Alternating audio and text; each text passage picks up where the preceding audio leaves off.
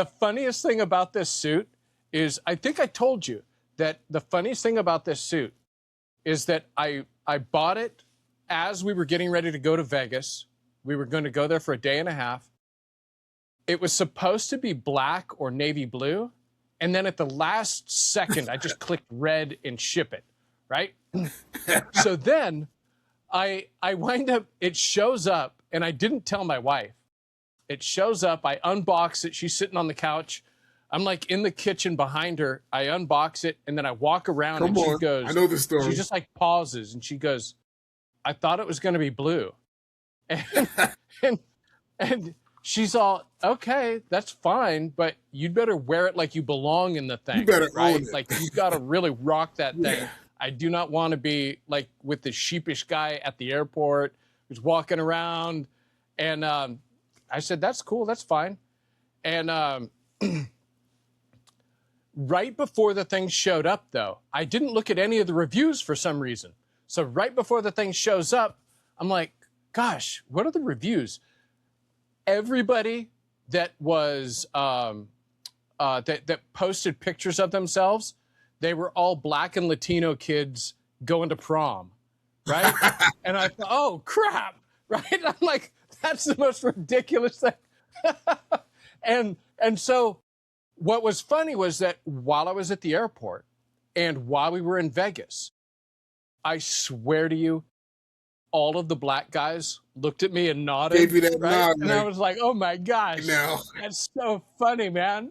I'm ready to call you back and go get dressed, man. you got to come to New York, man, so we can step out and do it up. That suit is fantastic. 100%. I was so sad that we couldn't do that. And a very nice red. That is a very nice red. That's great. That's legit. Oh, that's legit. Yeah, it's got the pants. Well, that's legit, baby. You kidding me?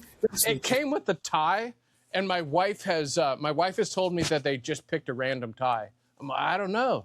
I kind of like this pink tie. I like that, team. That is perfect. You've done well. I just got this very nice. I just got this very nice piece in this necktie here. Looking to do a parent. Yeah. We are kindred spirits, my brother. And when I say I love that suit, and it's legit. It's legit. I told my wife that you had made the comment that that you and I would go out peacocking. oh, her too. All four of us. Yeah. No, she puts up with a lot of that from me. It'd be a good time. My wife's fun. My wife's a lot of fun. Yeah, it was funny when I had made a comment that my wife didn't realize that she was marrying a madman. She knew that she was marrying somebody who was a little bit outlandish, but she didn't realize that I was going to be a madman. And you were like, oh, mine totally did. She knew it. Never a dull moment. She knew straight out of the gate. Yeah. That's what drew her. So how long have you been married? We're going on 3 years now. Yeah. Got it. Yeah. And you got how many kids? I have 2 stepkids through her. She has 2 sons. Oh, okay, but you don't have any of yourself? Not yet. That are like biologically yours? Not yet. Okay, beautiful. Okay, I thought that I had noticed that like these pictures of kids popped up a while back, and I'm like, gosh, I don't remember him posting any pictures, and then these aren't like newborns. All of a sudden, yeah. I would have, but life has had some interesting twists and turns. So sure, I would have. They all do. I would have had probably 2 now, if not for previous illnesses with a previous spouse. Yeah. Yeah. I've got So hey, as you know, a big part of this whole thing that I'm trying to put together is I want to model what it is to talk to people that are strangers. Now, this right out of the gate is me violating that. However, a lot of the things that I've got like as questions are actually things that I don't know about you. Mm-hmm. And so in some respects, I think it'll work out well. Totally. And what I really want to do is I really feel like one of the things about the technology that's developed over the last 20 years is that it's created an environment. Oh, hold up. Mm-hmm.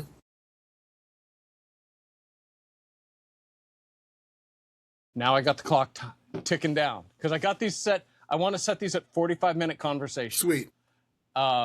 So that there is no question about when it's going to end, or, you know, it doesn't feel open-ended and somebody can look at that clock and even if it's uncomfortable or whatever, they can say, you know, hey, stretch. You know, like, okay, I'm in the final. Yeah. Like the MMA fighter that glances up at the clock. Like, you're like, but it's right over my ear, so I won't even be able to see that you're watching the clock. But I feel like a lot of people that are in their 20s and 30s that came of age when all of this online communication started popping up, and at the same time, you know, it became very, very common in schools to shame, especially young men. There's a whole lot of, you know, you should feel bad about things that you actually had nothing to do with. You should feel bad about the success of people that are, you know, as though life's handed to men, and men don't actually have to work. And then men grow up and they wind up in these spots where, you know, I must really suck because life's really hard. Indeed. And the fact of the matter is life is really hard, really kind of tricky. And I want to normalize having conversations. And so the way that I've kind of figured I'd do it is by actually having conversations with people that are complete strangers. So part of my ambition is that people like you, where you and I know each other from afar. I think we met in like 2016 or 17. Yeah. It's been a long time. Yeah. And we only had like a couple conversations, but, you know, we kind of clicked. Just connected. Just, you know, similar cloth. And sometimes you don't need a long time to tell, like, yeah, he's on the frequency. Indeed. Yeah. So anyway, you know, I thought I would, I'd figure out how to model some of this stuff so that people can have, I want to normalize having conversations with strangers. Because I think that there's a lot of people that don't, and they're missing out. Yeah. Like there's a whole world out there of really great conversations that make us feel more alive. Wow, well said. So with that, you know, that's similar to when you travel. You know, when you're in transit, say you're if you're doing a changeover on a flight, and you stop at O'Hare Airport in Chicago, you know, and you get to talking to people, you're in the waiting area, and you get to talking to somebody, and you strike up a really nice conversation, and a lot of things in common. Oh, wow. And you kill some nice time, and you meet a really awesome person, and because maybe it's distance, or maybe you will, maybe you won't, exchange information. Sometimes it's just awesome that we spoke and met, and you take that, and that's good enough, and you say, wow. I'll never forget when I was in Chicago. I talked to an awesome guy. I hope he's doing well someday. And that's what it is. You just talking to people from, you know, travel is a good example because there are a lot of people from different backgrounds and destinations and cultures, and you're all together just conversating. I was going to say that's actually an excellent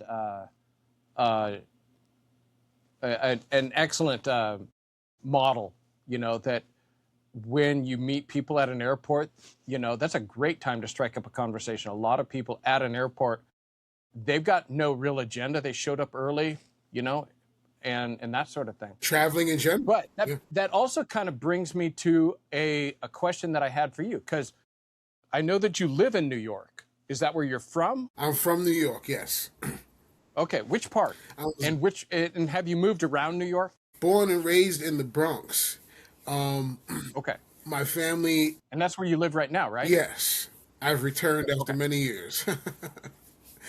My family's scattered around in a couple of parts of Brooklyn, a little bit in Jersey, and most of us are right here in the Bronx or outside the state, other places. But this is where I'm from, the Bronx, New York.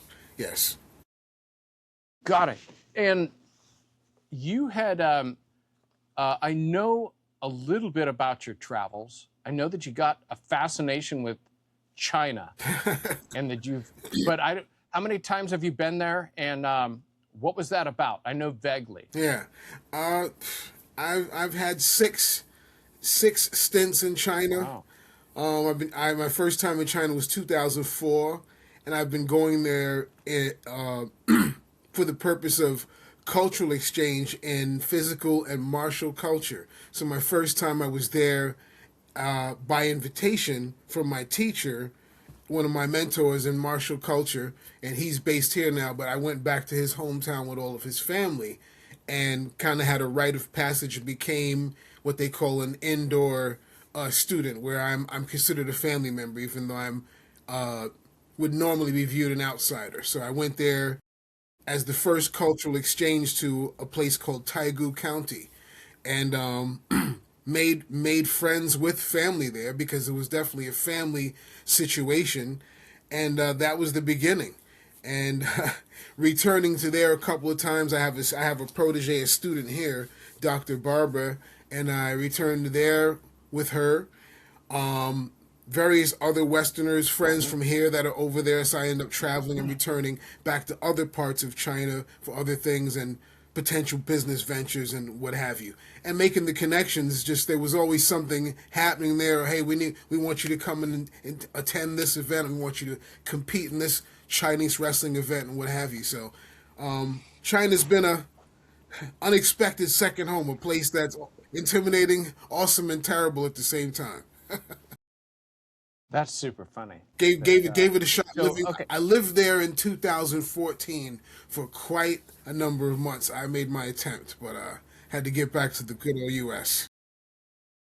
Did you go there with the intention of maybe like living there? Yes, that at that time I was going there without any intention of returning. You know, the previous times there's always something going on here at home, you know, with family or significant other. And you know, you get opportunities. Oh, I gotta go. I got limited time. So one day I'm gonna come back, and I'm not gonna leave until I'm done with what I'm doing here. And that was my intention. I had a wild friend, Mr. Paul White, and he had the crazy idea of opening a Western hamburger restaurant in the northeast of China. We're gonna have this black guy and this Jewish guy with cowboy hats on. Steve Wonder flipping burgers in the Northeast, where the only Western food they had there was KFC, and we know how a good burger is supposed to taste. And I went out here with this lunatic on this mission, and Dongbei Northeast is about as high as you can get before you're in Russia or North Korea somewhere. So when I was spotted there, the locals weren't like, "What are you doing in China?" They were like, "What are you doing here?" Yeah. You know. Yeah. Yeah. You can't really you can't blend in all Yeah. that well. Off the beaten path. You know, they're used to seeing foreigners in Beijing. They're like, "Wow, you're in the Northeast. Why? I've never met a foreigner before." You know. Yeah. Hey, Yeah, it's he's like, "Hey, can I have that? I had a USA bandana and a cowboy hat, so they wouldn't think that I came from Africa." Because most of the black people Yeah. that they were familiar with are from Africa. They're going to school and doing different things. Oh, okay. And soon they started Got to it. realize, oh, wait a minute, there's different kinds. Look at this guy. Yeah. He's walking in like he owns the place. He speaks Mandarin. He's from the States. I was going to ask you about language. So how well do you speak Mandarin? Well enough to raise any Chinese person's eyebrow and immediately let them know that I'm not playing around. I'm here with mutual respect and friendship. I'm not lost. I know exactly where I'm at, and I came here to meet you in particular on purpose. And they just say, "Wow," you know. So that's Go ahead. okay. So being from the U.S. and maybe even more so being from New York, you see a huge range of nationalities, Yeah. a huge range of ethnic diversity. In China, you probably didn't see anything like that, though, right? You know, I experienced it. I didn't see it, but I experienced it being in so many different areas, being in the Northeast, being in the East, being in the Southwest, being in the Northwest. You know, the different kinds of food and the different kinds of people that are considered different minority groups. But for the most part, not a visually diverse place. And that's what actually started to take effect on me after a while. After a while, you kind of get kind of a reverse xenophobia.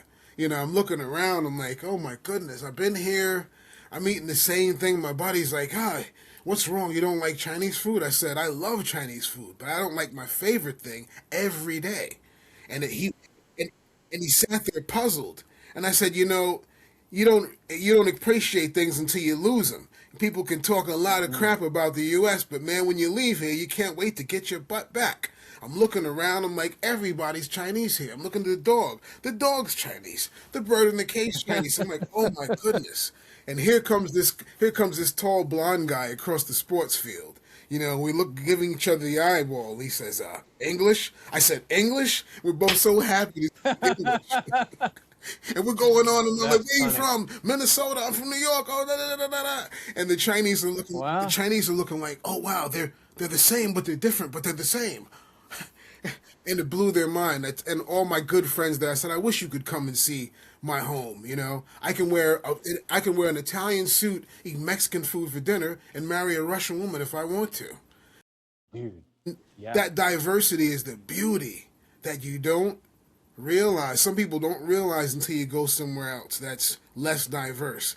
I couldn't wait to see everyone when I got back. I was like, oh my goodness, JFK, yes, Italians, Irish, Hasidic Jews, oh, Hare Krishna, Bloods, Crips, yes. just the assortment and just, you know, you see, it's just like, you know, it's like someone said, oh, this guy was rude and he was from the States. I don't believe you. What rude American?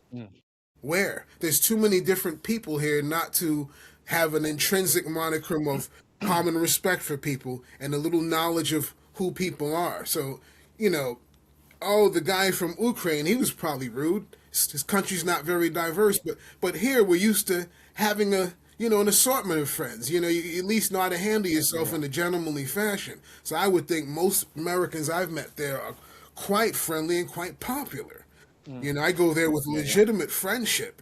And because I speak the language, it breaks the ice. Because sometimes the Chinese are just shy and they don't know how to say anything. They're looking like, as soon as you say anything, Chinese like, hey, oh, you speak. And then, you know, then you can't get rid of him. Then you can't get rid of him every day. He's there. He's like, where? Well, I mean, holy cow, you're a tremendous novelty to them. Like, in some respect, you know, the guy that speaks my language that doesn't look anything like me, how often are they going to run into that? It blows their mind. And we have these conversations. You have these conversations of, oh, this is how we do here in China with visitors. I said, no, this is how kind people do everywhere, my friend. And they, they're actually teaching boots on the ground, the real United Nations. I've never met anyone like you. And before long, we're sitting there, we're eating, we're drinking, family pictures come out. He shows me his daughter and this and that. And we become much more similar than we are different suddenly. And he says, yes. And I said, which America? I think that, I said, America has no face. It's everyone together. Do you know how many Chinese friends I have in America? And he's like, all right. I'm like, yeah, dude, like, come on. And not one Chinese person here is saying, this sucks here. I can't wait to go back. Not one. Yeah, for sure. Okay, so you know what? You actually caused me to think about something. I've seen a handful of people over the years. They make a comment that I just don't understand. That America just doesn't have any culture. I was just listening this other day. Continue. Well, I mean, it seems weird to me, but at the same time, I feel like it's actually just that you're so used to it that you don't recognize it. You have no nothing to really compare it to. And when you if you talk to somebody that's like fresh here, they look around and they're totally blown away by the culture. They're totally blown away by the way that everything is laid out, how different it is. Yes. How the huge range of food and you know, and I think that sometimes in the U.S. we miss the fact that there is some kinds of food that are distinctly American, that and that can't actually be traced back to some home country. Absolutely. That are American, and I think that sometimes we miss the idea that there's actually some forms of music that were like that came right here 100%. That are distinctively American. 100%. So what's, you know, and then you had made the comment that having my favorite meal every day can get a little old. Yes. You were looking back. You were looking for what? What was the first meal that you had when you got back from China? Whoa. The first meal I had when I came back was a cheeseburger. Because when I was in China, there were cheeseburgers there. And I would see the picture and say, okay, wow, they've got it. And I'm looking at it, I'm like, why is the patty kind of light suede? Why is the patty like, I'm looking like, okay, wait a minute, this is kind of, it is it, but it's not. And then McDonald's there is, I just wanted a cheeseburger. I said, this is it. I went to a place called In-N-Out in LA, and man, I just savored. It was like, ah.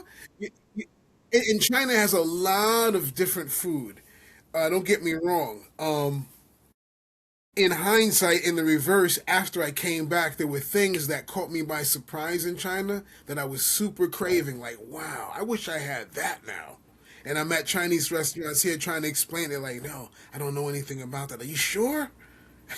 And so China's a big country. Big country. China's a huge country. And the food is fantastic. And I think that sometimes we imagine these other countries as being really homogenous, that there is no Northeast and Southwest, and, you know, that they don't have, that they don't have these like regional things that are different. And you pointed that out at the very beginning, that there were people that were from different parts of China, and you were trying to like kind of get a handle on what made this person like this. And you know, I'd either speak a certain way. They say, oh, you speak like you're from Sanxi. Yes. You're using that R sound. You've been in the Northeast. Or, you know, everyone calls the people in Northeast kind of hicks. You know what I mean? So they'll talk crap about each other. You know, I bet they do. My one friend is like, oh, your teacher from Tianjin. Tianjin people are all a-holes. They're just like New York and America. You know, and right? You know, you see something happen in one place that other guy said would happen in the other place, and you're just like. You know, so I did see that a lot. And then in one place, because I was in as a honorary family member, I would had more pull there than someone from Beijing visiting that they didn't know. Strange enough. Yeah. That's funny. That's cool, though. That's really cool. I like that a lot.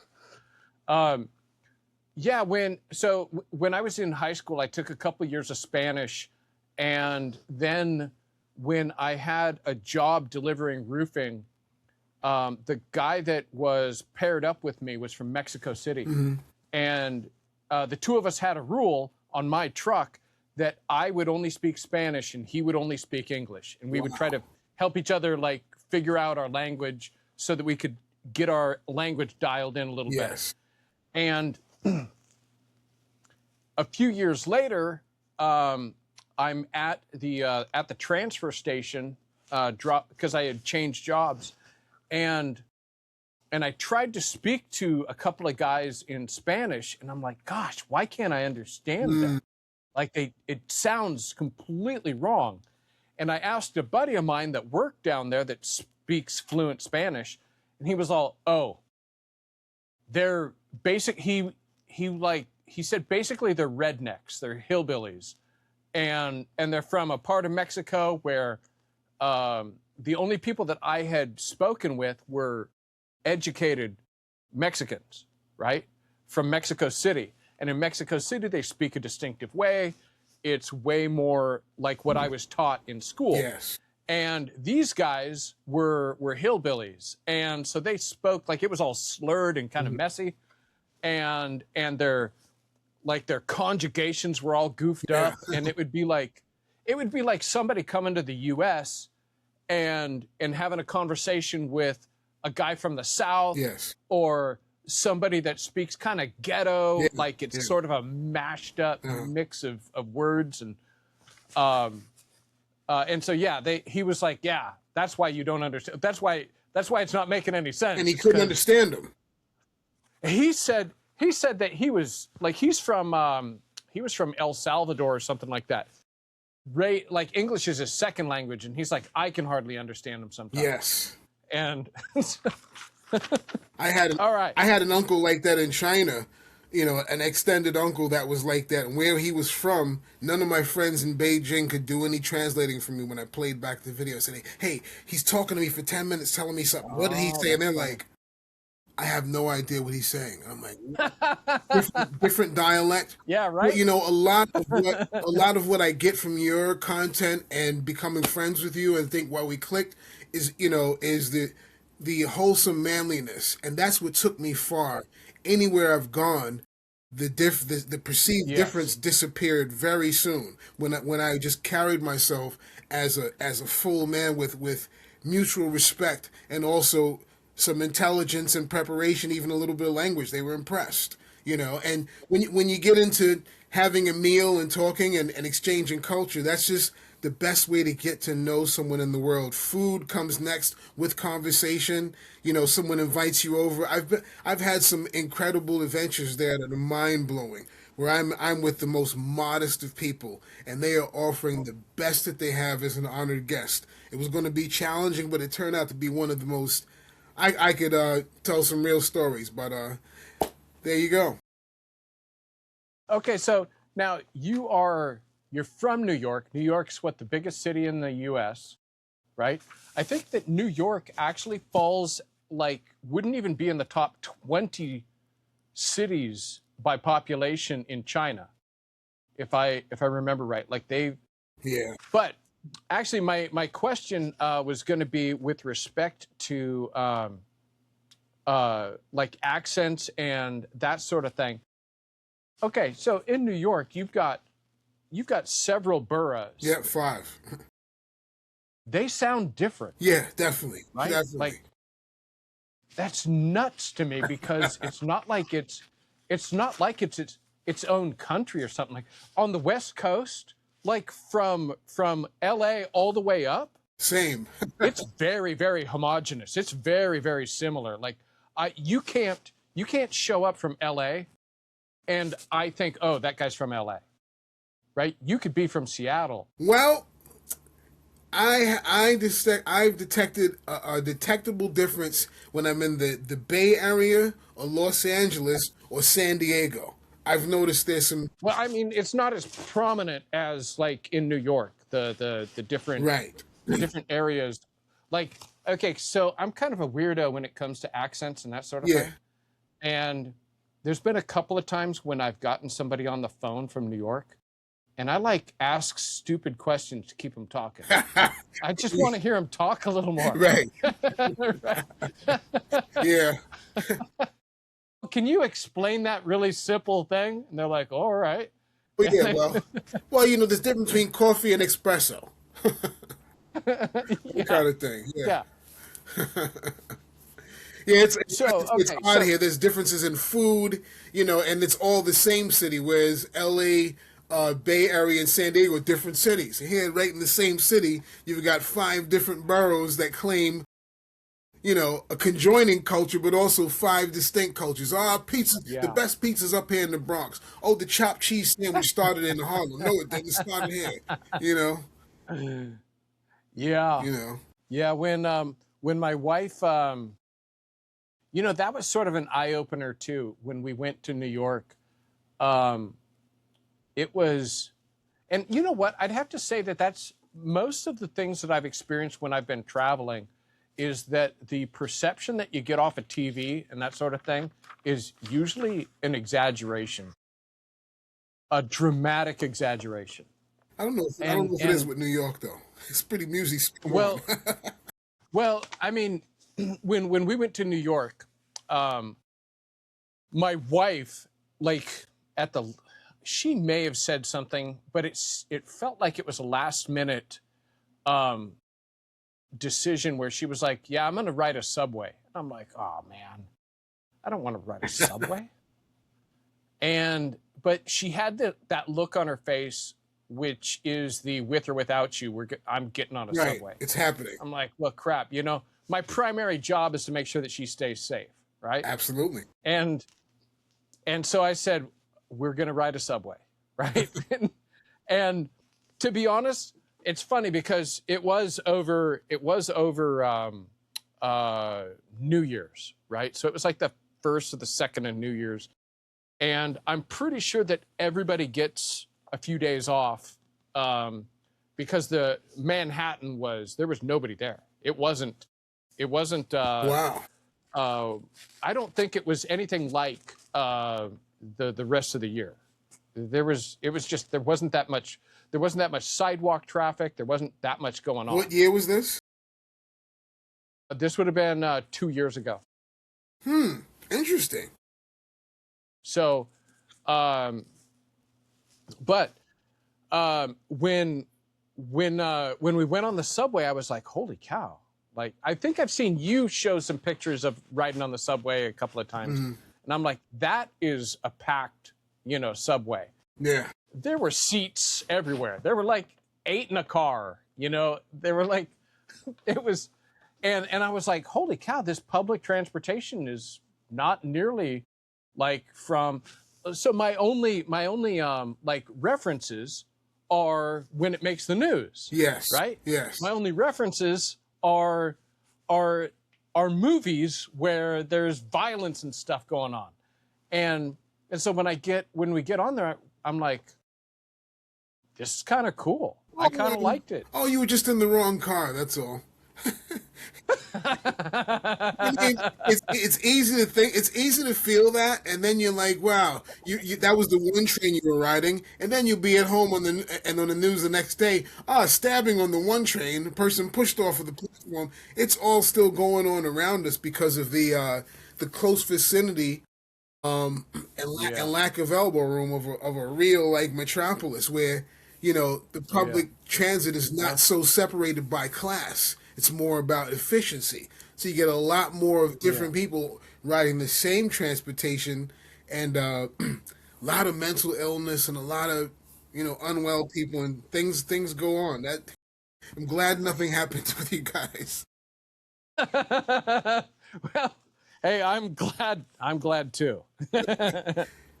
All right. Hey, so one of the questions that I had was, like, honestly, we could probably talk about travel forever. Yeah.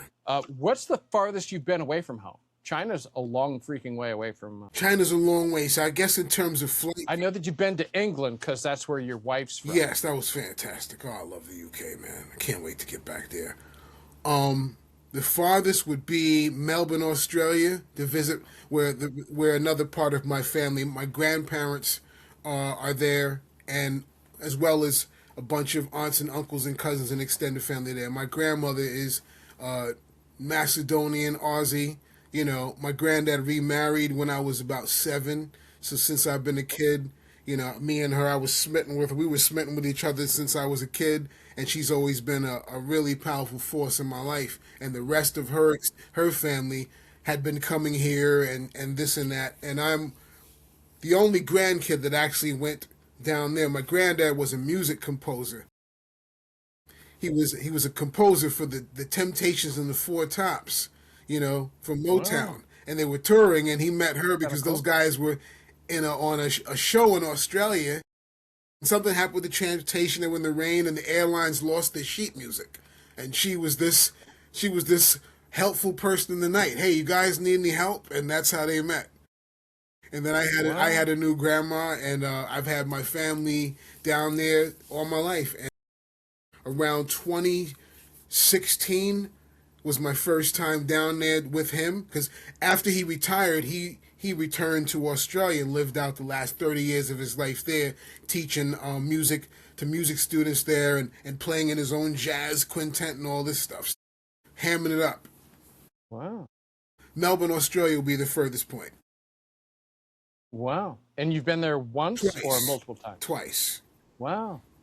That's cool. Great. What was the Go ahead. go ahead. The great thing was I was just going to ask if there was a highlight or some food that that stood out to you there. you're on it with the two things, two great points. The highlight was very similar to you and myself. You know, I had been friends with several gents, you know, for going on 5, 6, 7, 8 years with some guys. Simon, Craig, all these guys, I knew them, but we had never stood in the same room together.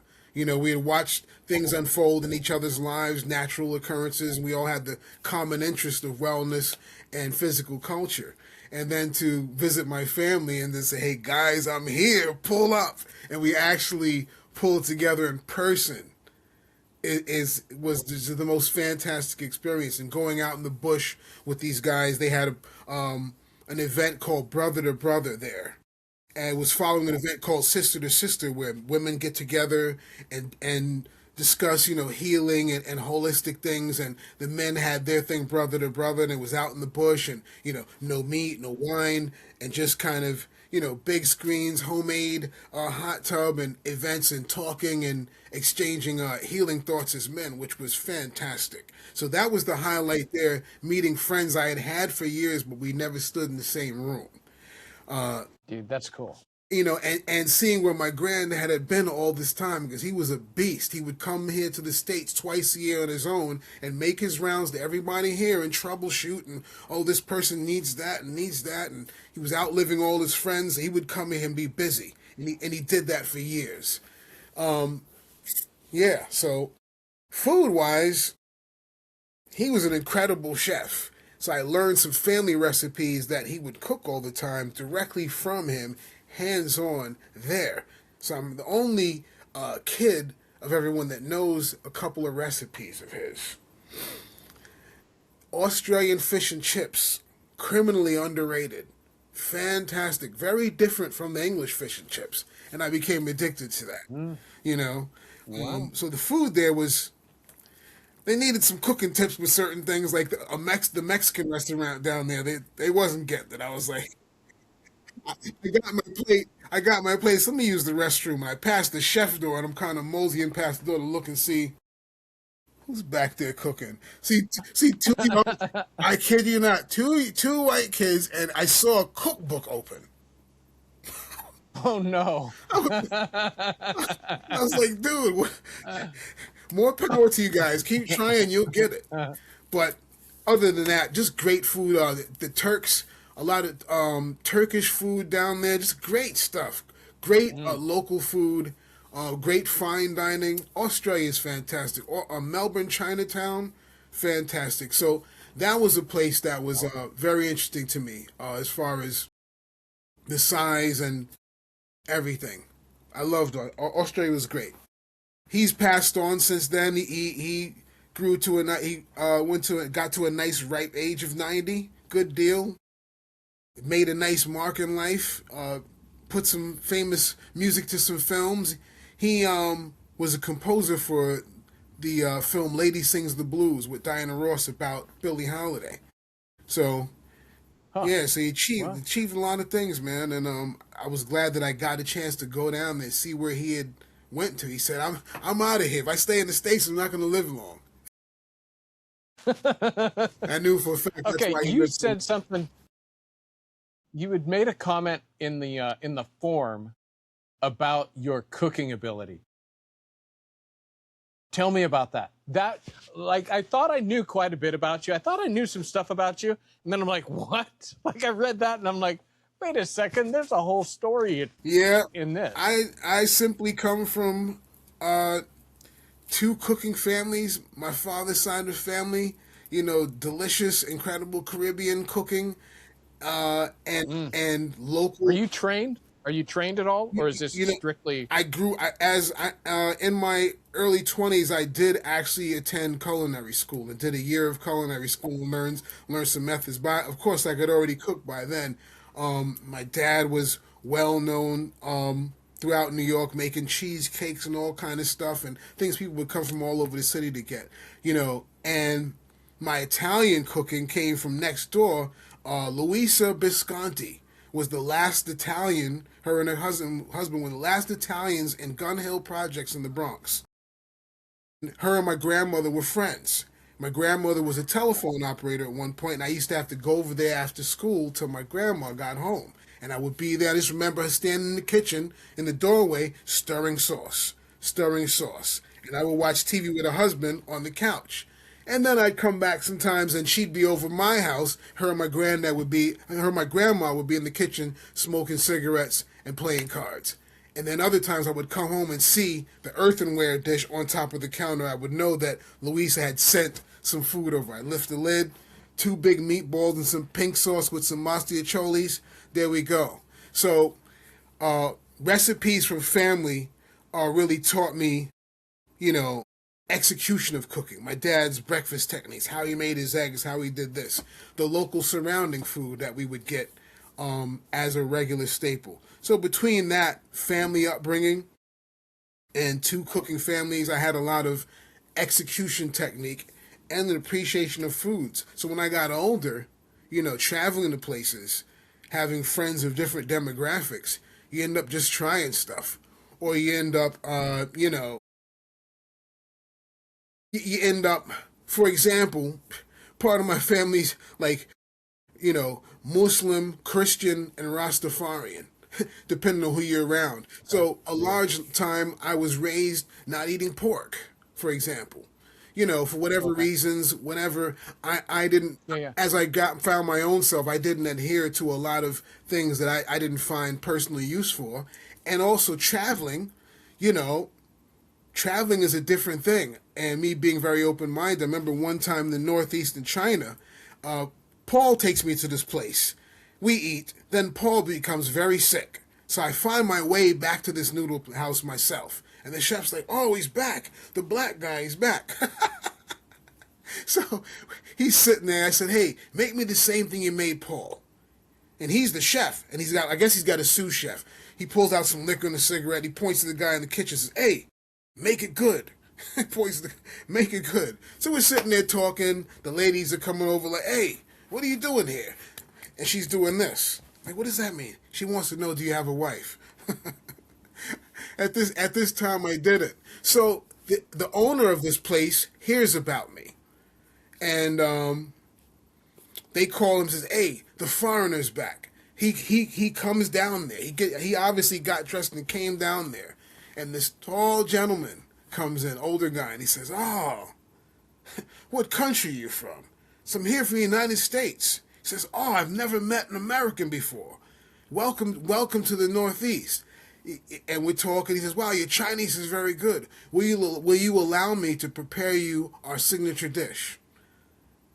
And that hospitality, being different, perceived as different, meant everything to me. And I wasn't going to say, oh, no, thank you. I was like, yeah, absolutely. Yeah. And when it came out, it was these mini marinated seasoned pork chops, lightly fried in this, I don't even know I can't even describe what this sauce was. And it was fantastic.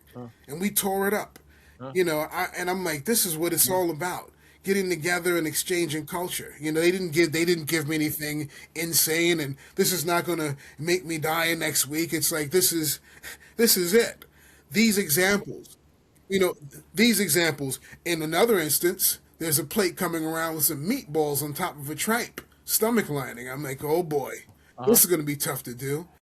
And I look up from the plate, and the local across from me, he looks at me, he says, oh no. And we both explode in laughter. I mean, I told him, I said, I was really sweating over here. You guys are always watching me to see what I'm going to be able to withstand. He said, no, I don't eat either. And we just kept laughing about this for like 3 hours. We ended up tearing off and going and drinking arm in arm and hanging all over each other and just dying laughing. And you make another friend. And you're like, why? Yeah, man. I wonder how he's doing. He's just this simple blue collar guy, and you can't stop them from trying to pay for everything.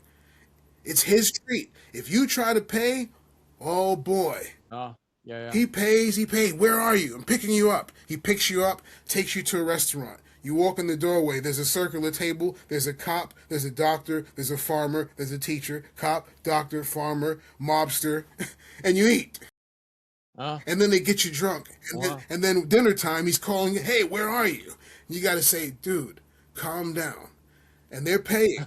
So if you say, hey, as the American guy, I should treat you too. So guess what? I'm going to go to the bathroom. Then I'm going to sneak up to the register and I'm going to pay. Come to the end of the night, when he asks for the bill, and she says, oh, Tamaila. He paid. He looks like, he wasn't with that. You stole his honor. Like, it was my treat. Why did you do that? Yeah. Paying for my groceries. I said, groceries and stuff. I said, dude, you got a daughter in college. Stop paying for everything. We're brothers now. Cut it out. And he said, oh. Yeah. I said, no. In America, we're never, we try not, real friends are never a burden to each other intentionally. And he was like, oh, that's good. So, sharing a lot of things, man, mindsets and things with those guys, sharing a diverse mindset was very, very educational, going both ways. It was like, wow, different people, how they look at different people, And I really was able to share something with that. Like, there's all kinds of people on this earth, and they all deserve to be alive. You're not hurting anybody. You're not doing nothing evil. You may not get them, but hey, no one has the right to come cancel them. It's not their place. And just great times, Adam. Great times. Where, what kind of food have you not had yet? That you made a comment about having Turkish food in Australia? Oh, they but Turkish food is kebab, danya kebab. It's a sandwich. It's a kebab sandwich, not a wrap. And a lot of stuff, that's another thing with food. You start to see the similarities of people. Meat and fire. I agree. Rice and a vegetable, you start to see it. Take rice and beans, for example. Rice and beans, cowboys had that here in the States. Rice and beans in Mexico, rice and beans in the Caribbean, rice and beans almost everywhere. Then you go somewhere else, it gets a little different. But rice, of course, China, it starts to get a lot different. Even Russian food can get a lot different. But food I haven't had maggoty cheese from Costa Rica. Yeah. And I never will. And I haven't had, should I say this? I haven't had dog meat. Oh, which in the Northeast was kind of common. It gets to be about 20. They have these eggs in the Philippines. Balot. That I'm like, I haven't been there, and the jury's still out on whether I'm gonna do that. Not happening. No? I'm as brave as they come. I'm as brave as they come, and that's never gonna happen. I dated a Philippine girl before. They call it a balot, and it's got the It's got the baby chicken, baby duckling in there, like a half developed, half formed embryo. And I'm thinking, I'm like, the crunch of never happened. Never happened. There's one thing to try something exotic, and there's one thing when the host is messing with you. I've been places where another Chinese guy yelled at the other guy and said, "What's the matter with you? You know he don't eat that. What are you doing?" No. Yeah. Basically, man, what we know is wherever you go on this earth, man, people are freaking hilarious. Yeah. I mean that. I I'm mean trying. Harry's in terms of interesting and all inclusive. I Yeah, I think that it's common to imagine that if you spend too much time watching TV, I think it wonks you all up. Too much time watching TV and not enough time actually going out and experiencing people. Boots on the You ground. know, Yeah. um, I think that that's a huge thing, which is a part of the reason why we're doing this. Yes. And you know, and one of the things that I'm going to be, hitting you up with and everybody that's on the show, hey, if you know somebody that should be here, that should come on, I'm going to give you like a link Yeah. so that they can go fill out a form, because I want to have people on that, I mean, I'm going to guess that you're fairly, irregular in New York. Oh, Like I brother. one of the questions that I was gonna one of the questions that when I was doing I can't remember what I was doing. I was trying to think of what questions would provoke the kind of conversations that I want to have that would help people like step out. And one of them that I was like, man, that could get some really exciting responses from like all the way across the board. Yeah. What sorts of stereotypes do you violate? Oh man, what a great question. Oh, brother, Right? I'm like, I'm as that weird as was, they come. I was, Most rooms I'm in,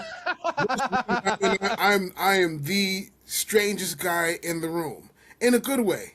Um, yeah. I have more in Yep. common with. I end up having more in common with people that are supposed to be completely different. Whether it's another country, another ethnicity, what have you.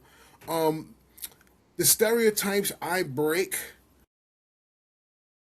first and foremost. I'll create words to explain myself with skill. In what's the word? Uh,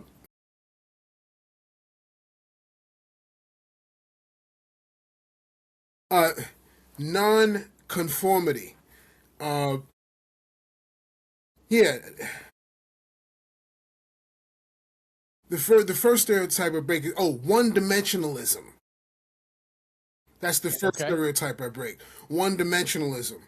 Um, being a perceived black person, because I believe people are what they do and what their deeds and actions are. In reality, to Mm, really know someone, yeah. you'd have to speak Hmm. to them and have them do some kind of response or do something to really know and say, oh, I kind of get an idea what kind of guy that person. They have to say something. Or unless they are not very cleanly, you could guess some things without interacting with a person. But for the most part, I violate the one dimensionalism stereotype. That's perceivedly experienced. Sometimes people think they're going through something, experience something, it's all in their mind. But from within, for lack of a better term, and from outside, I break that, one dimensionalism phase as far as just food, interests, and what have you. I think that's my main thing I break in terms of that. I'm not sure what these stereotypes mean at the end of the day. Where they come from, I think, is Mm, mostly people. If you get out of the house, you're going to meet a lot of people and experience a lot of things. It's as simple as that. If you're in the thing and you never go anywhere, never talk to anybody, you're kind of a one-trick pony, you're in a hamster wheel, well, there's going to be a lot of places where you feel out of place. So I think just being open-minded, that's another thing. Open-mindedness, that's another stereotype. Uh, you know, and let's talk about it. We're not scared. Let's talk about it. You know, I'm with you. Black people, black people, man, pick a place like China. Most black people might uh, have a little trouble. What's that right there? Anything that's mixed, potato salad, they want to know who made the potato salad. Oh, you made it? How'd you make it? They want to hear what you did. They want to hear were you clean? Did you put eggs in the potato salad or not? Who put raisins in the potato salad? Stuff like that, you know. Oh, I don't like yogurt. It's sour. Now I know that same person, they eat yogurt every day because they want to live long. And there's flavors. Or, let's take it to the 90s. Sushi. Is that raw fish? I don't eat raw fish. So, you know, you know, being a person that likes knowledge and experience, I know that sushi fish, for example, it's not fish from the grocery store. It has to be sushi grade. So my main thing is I'm a big fan of the art of the gentleman and the lost art of manliness, which I noticed right away about you, brother. I said, that's my bro right there. Look at him with that suit. Killing it. So that's the main thing in the art of manliness and being a gentleman. You travel, you learn things. You should be able to cook. You should be able to dress yourself. You should have a variety of places and things you can turn loved ones on and colleagues on and be able to entertain and network and hold a meeting or hold a gathering. So I think that's the stereotype I break. One-dimensionalism, and that's probably my main one. I would advocate all people to. You know, never adhere to any, you shouldn't do that. You should be doing this. Well, I'm me. How do you know? I might be from Japan, but I like Renaissance painting in France or something. And that's the beauty of diversity. You know, that's the beauty of diversity. If you're in a place like America, you got access to so much stuff. You know, if you're not interesting, it's kind of your fault. Mad Men. If you're a madman, you're not gonna. If you're a madman, you're not gonna have any problem because if you're a madman, you understand that only boring people get bored, and if you're not an extremist, you're not doing it right. Dude, that is such a good line. If you're not interesting, it's your own fault. Only boring people get bored. That's so good. And at the same time, right, we don't want to put down bored people. We want to present ourselves and inspire somebody. One guy really wants to wear a bowler out there, and you're helping him right now. Yeah. When I got this hat, it's funny because this one here I just got yesterday. Right? Oh, nice. It's a replacement for the one that I got almost 2 years ago, and I got it in Santa Monica at at just a little pop-up hat stand that was outside of a store, and I was like, man, I wanted to find what I really wanted to find was a hat shop, but we weren't going to be there for very long. I wanted to find you know. What is that? A haberdashery. Get a nice proper hat. You know. Yeah. And I was about to give up, and then I found it was really just a kiosk that sold a variety of hats. Yeah. And this was actually a nice one. It's a well constructed hat. Mm-hmm. But I about a year and a half ago, I decided that I wanted to just get away. I was going to take one day and just get away. I jumped on a train and went to Seattle and just walked around Seattle for a day. Got the cheapest Airbnb I could find, and just got away. Well, I found this place that sold hats, and I went in and I'm looking around through her hats. It's a small shop, maybe not even 500 square feet of including the back rooms. And she looks at my hat. She asks if she can take a look at it, and then she goes, "Would you like to see a fur, like a beaver fur hat made in England? Would you like to see that?" I said, absolutely. So she brings that thing out in the hat box, right? Opens it up. Dude, this one here is like felt or something like that, right? Yep. It's that's it. But the beaver felt one, it's like a hard hat. There's no flex at all to it. It was I was like, at first I thought, man, it feels like it's made of plastic, right? Like rigid, hard plastic. Wow. I wasn't expecting that. And she's like, this is a real, like it was $350. She's like, but this hat here, if you take care of it, it'll last 100 years. Yeah. If you, if you pet it and treat it and do all of the stuff you're supposed to. Yeah. It was made out of beaver. This one's $50. Yeah, the good hat shops out there in Silver Lake, they have some really official haberdasheries in Silver Lake. That's a great bowler. That's great. I like the shape of this hat. A lot of the this is the difference between a bowler and a derby seems to be like not very much at all. No. But when I looked at the ones from England, the crown is significantly taller. So Taller, that's the only thing that and is the brim shorter on the taller crown? That could be. I was so distracted by the height of the thing and wondering if I really wanted to do that. Nah. But I like the shape of this. Yes. So I may just stick with this. Fits you well. Sudan, I tell you what, my man, it was very good. I'm super glad that we caught up. Long time coming, my brother. Yes, sir. Are you you think you're ever going to be out this way? Absolutely. Definitely. I miss it there. I would say 100% at some point in 26. I'm definitely going to hit the Northwest. I've got a couple of people there. There was a couple that used to come to the school, and, the husband passed away recently. And I'm going to go out there and check on her. Her name is Portia. They used to come next door all the time, a couple. And the guy just suddenly... Oh, you remember them. You've seen them before.